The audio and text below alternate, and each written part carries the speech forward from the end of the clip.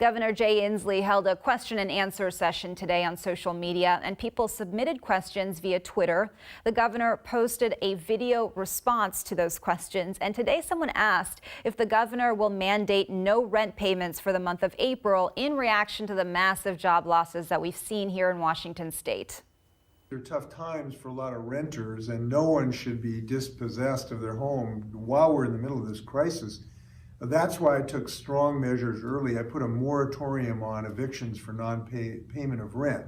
So no renter can be thrown out of their home or apartment now for non-payment of rent. I did that through my emergency powers as governor. And as going forward, I will not be shy about continuing that in the right circumstances. Now, further actions might require legislative approval. I may not have emergency authority, but I'm going to keep you in mind because we've got to keep people housed while we go through this. It is an expectation that I have, and I'll look forward to people to help me with it if I need to.